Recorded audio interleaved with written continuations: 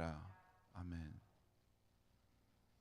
오늘도 새날이 밝았습니다. 오늘 우리의 삶을 통해 세상을 더 아름답게 하고 또 우리 안에 있는 예수 사랑을 이웃에게 전하는 귀한 삶이 있기를 바랍니다.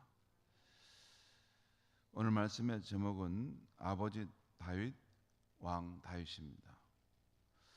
오늘 아침 말씀에는 압살롬과의 전쟁에서 승리한 후에 다윗이 다시 예루살렘의 왕으로 회복하는 첫 과정이 기록되어 있습니다. 오늘 말씀은 세 부분으로 나눠 볼 수 있는데요. 먼저 아들 압살롬의 죽음을 다윗이 너무 슬퍼함으로 승리한 군사들이 부끄러워하는 모습이 나오고 있습니다. 이 부분은 1절에서 4절까지 나오는데요. 제가 한번 찬찬히 읽겠습니다. 어떤 사람이 요압에게 아뢰되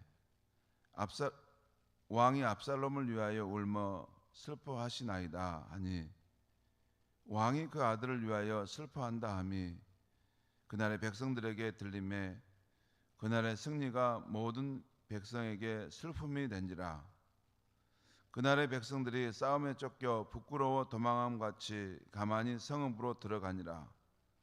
왕이 그의 얼굴을 가리고 큰 소리로 부르되 내 아들 압살롬아 압살롬아 내 아들아 내 아들아 하니, 지금 이 다윗 왕에게는 그 아들 압살롬이 죽은 것밖에 생각나지 않은 것 같습니다. 자신이 한 나라의 왕이라는 것, 또 모든 백성의 어버이라는 것을 잃어버리고 이 순간은 사랑하는 아들 압살롬이 죽은 것밖에 생각하지 못하는 것 같습니다. 그래서 주변의 신하들 또 장군들의 그런 어떤 시선은 아랑곳하지 않고 내 아들 압살롬아 압살롬아 하면서 슬픔에 빠지는 모습을 보게 됩니다. 이것을 우리가 탓할 수는 없습니다. 이게 인간의 모습입니다. 비록 다윗과 같은 이 왕이고 또한 사려 깊은 사람이지만 자신의 그 아들의 문제와 관련해서는 인간적인 슬픔을 극복할 수 없는 것이죠. 아무튼 이 왕의 이런 모습으로 인해서 왕이 너무나 그 아들 때문에 슬퍼하는 것을 보면서 그 왕을 위해서 싸웠던 백성들이 이 상황에서 어떻게 해야 될지를 모르는 것입니다. 이게 압살롬의 군대를 무찌르고 승리했기 때문에 한 호성을 부르고 승리의 함성을 질러야 되는데 자신들의 왕이 그 아들의 죽은 것으로 인해서 슬퍼하니 그 백성들도 쥐죽은 듯이 그 상황을 피해갔다는 것이죠. 그것이 오늘 보면 3절에 나온 거예요.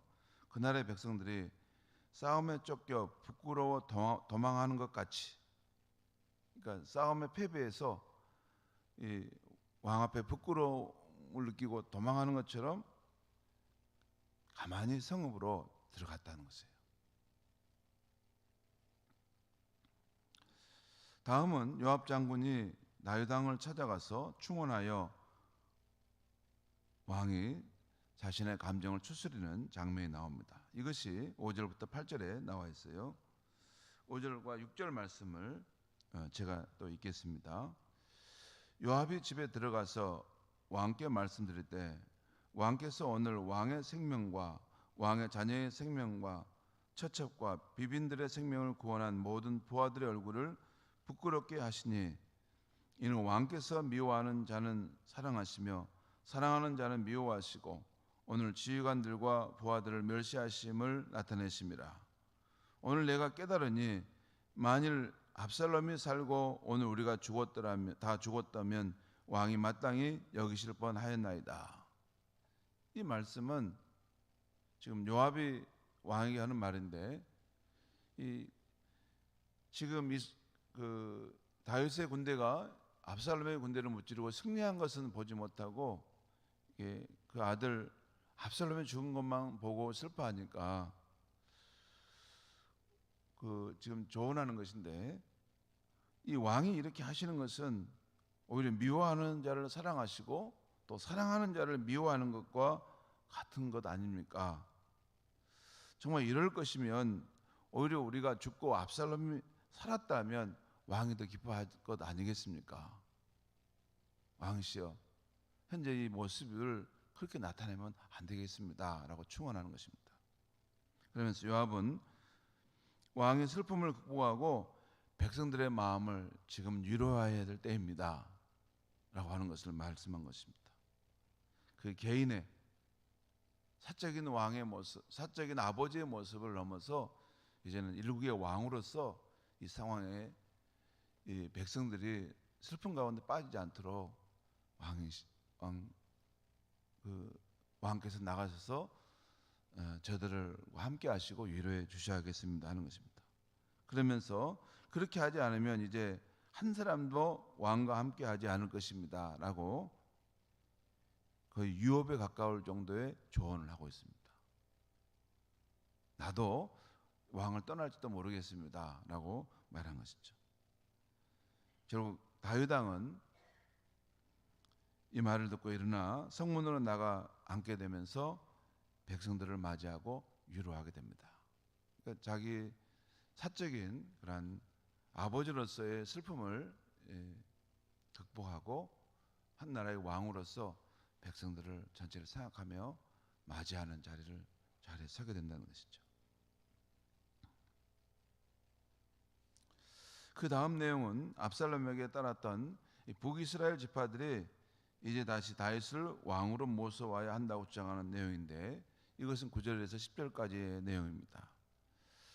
일반 백성이란 살아있는 권력 앞에 풀처럼 눕는 것 같습니다. 그런 모습이 나와 있어요.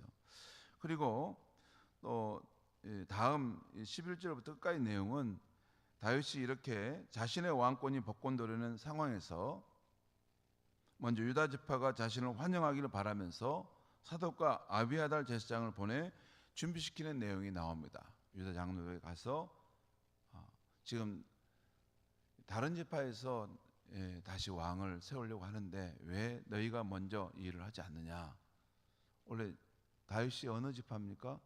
유다 지파죠. 유다 지파에서 다시 나를 환영하는 것을 먼저 해야 되지 않겠느냐 하는, 그래서 다윗의 왕권 복귀를 준비시키는 내용이 나오고 있습니다.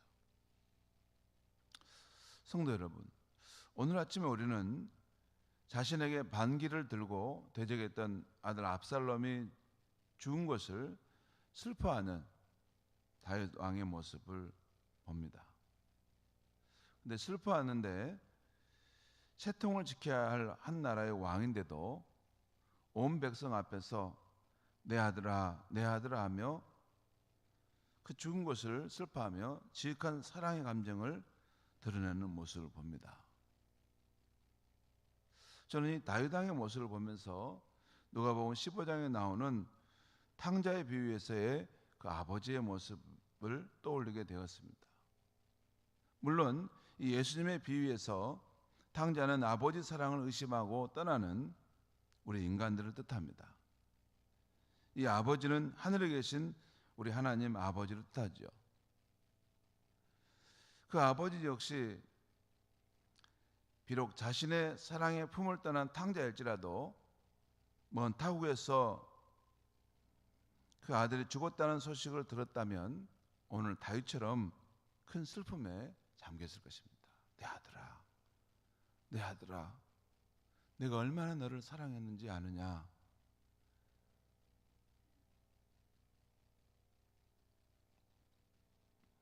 그런데 예수님의 비유에서는 이 아들이 다시 아버지 집으로 돌아옵니다. 그 아버지 집으로 돌아왔을 때 그 큰 한 대를 받게 되죠. 그 아버지가 기뻐하는 모습이 누가복음 15장에 나옵니다. 거기 이런 표현이 나와요. 아직도 거리가 먼데 아버지가 그를 보고 측은히 여겨 달려가 목을 안고 입을 맞추니 아버지는 종들에게 이르되 제일 좋은 옷을 내어다가 입히고 손에 가락지를 끼우고 발에 신을 신기라. 그리고 살진 송아지를 끌어다가 잡으라. 우리가 먹고 즐기자. 이 내 아들은 죽었다가 다시 살아났으며 내가 잃었다가 다시 얻었노라 하니 그들이 즐거워하더라. 성도 여러분, 이 오늘 예수님의 비유에 나오는 이 아버지는 하늘에 계신 우리 아버지인데요, 이 아버지의 마음은 어떤 마음입니까? 오직 우리가 잘 되기만을 바라는 마음입니다. 우리가 비록 잘못했을지라도 그분께 나아가면 다시 용서하시고 환대하시는 분이시라는 것입니다. 그런 분을 우리 아버지로 모시고 우리는 살고 있는 것입니다. 여러분, 육신의 아버지만 아버지인가요? 아닙니다. 영의 아버지도 아버지십니다. 어쩌면 영의 아버지가 우리에게 더 실질적으로 도움이 될 수 있습니다. 왜냐하면 영의 아버지는 내가 어디로 가든지 내가 어느 상황에 있든지 힘들고 어려울 때 아버지 부르면 그분의 품에 안길 수 있고 내 어려운 사정을 아래서 그분이 나를 붙드시는 손길을 경험할 수 있기 때문입니다. 사랑하는 성도 여러분, 우리에게 이렇게 우리가 잘 되기만을 바라시는 아버지, 우리가 잘못했을지라도 그분께 다시 나아가면 우리를 두 팔 벌려 용서하시고 환대하시는 아버지, 이 아버지가 우리에게 있다는 것입니다. 제가 대학 다닐 때 알버트 까메가 쓴 이방인이라는 소설을 읽은 적이 있어요.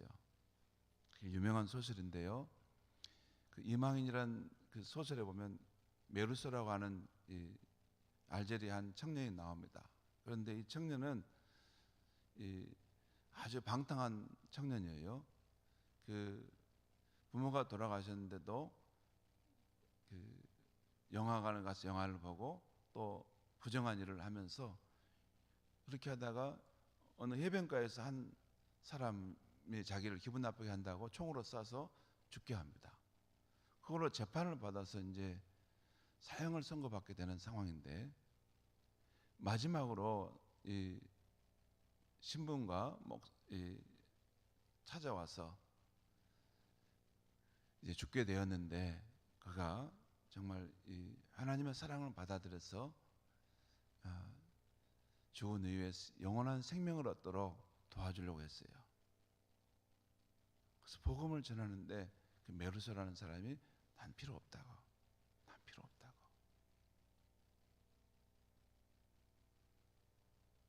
그렇게 하고 결국 형장의 이슬로 사라집니다. 여러분, 우리 인류가 또 우리 많은 사람들이 이 구원을 받지 못하고 하나님의 공의 심판을 받고 지옥으로 떨어지는 것은 하나님의 사랑이 부족해서 그런 건 아닙니다. 하나님은 끝까지 우리 한 사람의 죄인이라도 악인이라도 회개하고 하나님께 돌아와 영원한 생명을 얻기를 원하십니다. 그런데 인간이 그것을 마지막까지 거부하는 것이죠. 내가 그 하나님이 주시는 이 영원한 생명을 받지 않겠다는 것입니다. 그럴 수 있습니다. 그래도 하나님의 사랑이 없는 건 아닙니다. 우리가 사는 이 세상에 여러분, 우리의 삶의 모든 환경이 우리의 존재가 살아가는 것도 그 하나님 아버지께서 우리를 사랑하시기 때문에 살고 있는 것입니다. 그 사랑 안에 살아가는데 특별히 우리는 예수님 안에서 이 놀라운 하나님의 사랑을 이 말씀을 통해서 깨닫고 살아가는 사람입니다.